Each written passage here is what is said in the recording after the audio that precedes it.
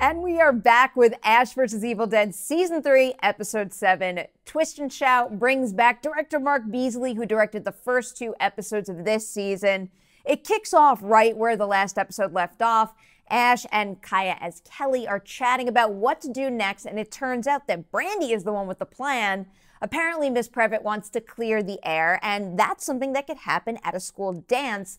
Plus, even though Brandy is Team Ash now, she still hasn't seen Miss Previtt do anything demon-like, and if they are as close as she says they are, it is understandable she'd want to see it for herself. Meanwhile, back at Ruby's place, it's birthing time, and when the kid pops out of the sack cocoon thing, he's all grown up and looks exactly like Ash. Their plan? To trick Brandy into thinking that Ash is really her father.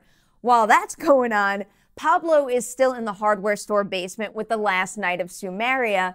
She admits they didn't really know what they were getting into, and that was something that was pretty easy to see considering her reaction to that big battle they had last episode.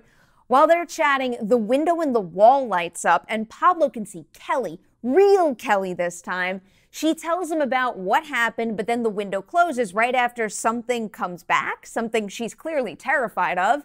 It's a tough scene to watch because on the one hand, it is nice to see Kelly again, but seeing the pain on Pablo's face actually makes her death feel like a reality all over again.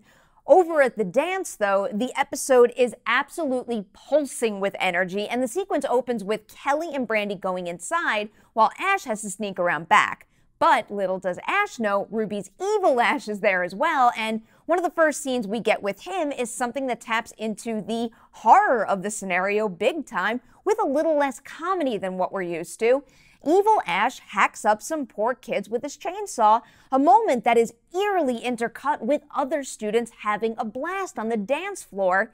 After that, Miss Previtt makes her move. She starts digging her claws in by calling for a moment of silence for Rachel and also for Brandy's mother. A little swayed by that, and also so-called Kelly's confidence, Brandy agrees to walk off and talk to Miss Previtt. In her office, Ruby continues to work it by admitting that she knows more than she ever told Brandy. She tells her that she's not the demon, her dad is. But thankfully, Brandy's too smart for that kind of talk right now. Trouble is, Ash came face to face with Evil Ash, and while they were chatting, a cop finds them, and per usual, Evil Ash makes a run for it, making it look like real Ash is the one who killed those kids. So, when Brandy manages to find her dad, it's Evil Ash. In a great quick-cutting sequence after that, things go crazy at the school. More and more students get the impression that real Ash is the one who's responsible for the murders, and it all culminates in Brandy running to Miss Previtt for help and Evil Ash going on a rampage right in the middle of the dance floor. It's pretty vicious, almost startlingly so, because most of the violence in Ash vs. Evil Dead has felt, kind of playful, whereas this scene came across as pure evil.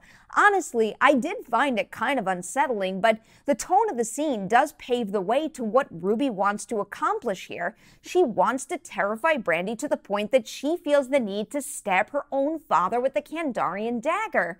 The mayhem continues when the real Ash barges in and Evil Ash slips out. Ash then comes face to face with Ruby in the middle of a room full of terrified students, and she essentially forces Ash to stab her with his chainsaw. Meanwhile, Pablo arrives at the school and runs right into Kelly. For a minute, I really did think that his heart would get the better of him, but he didn't take that conversation earlier in the episode lightly, and he's able to peg that Kelly is not the real Kelly. But even then, he gets the upper hand, pointing a gun at Kaya's head, but he can't pull the trigger. And as a viewer hoping they can bring back Kelly after all of this, I totally get why he couldn't. He manages to run off, but winds up running straight into Evil Ash. Thanks to some smarts and also to his new Brujo Especial skills, he quickly figures out that Ash is an imposter. Things are looking pretty grim at that point for all of our heroes until everything converges at just the right moment. Brandy can't bring herself to stab Ash with a dagger, drops it, and Ruby wakes up. Then Evil Ash chases Pablo into the gym, showing everyone that there are 2 Ashes. A shot to the head ends Ruby's demon baby, and then she shows her true colors by getting up, dagger in hand with her guts hanging out. She throws the dagger at Ash, but Brandy steps in front of him, taking the hit herself. The episode wraps up with Brandy dying in Ash's arms, but then waking up in another realm, presumably the Deadlands. This was an interesting and kind of unexpected episode.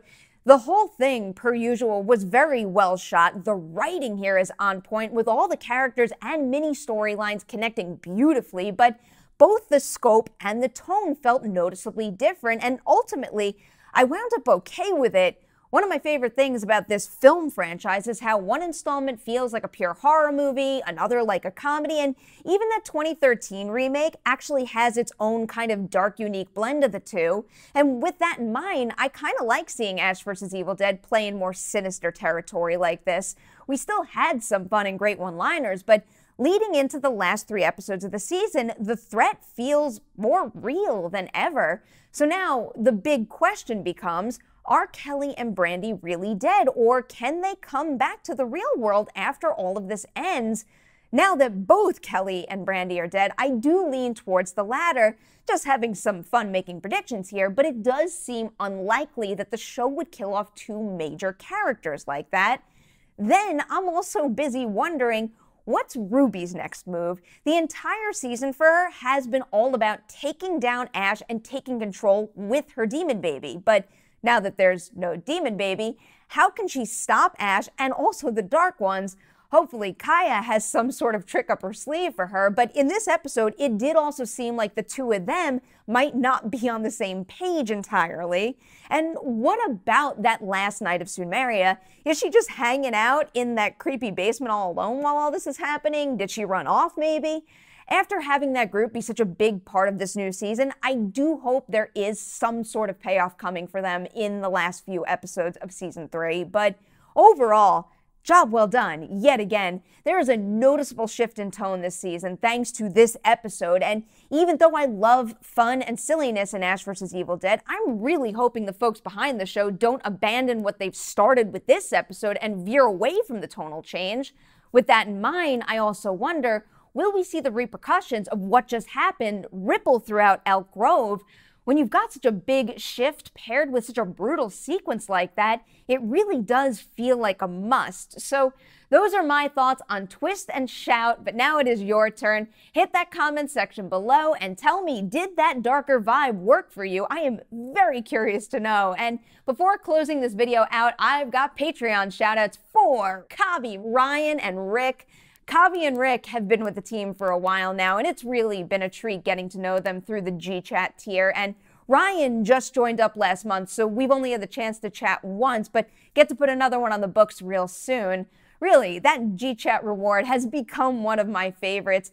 These guys in particular are such a pleasure to talk to, and really the same goes for the whole gang that's on that level of the campaign. I really do enjoy that. Thanks to everybody watching this recap and review right now. I will be back next Sunday to talk about Episode 8, Rift and Apart.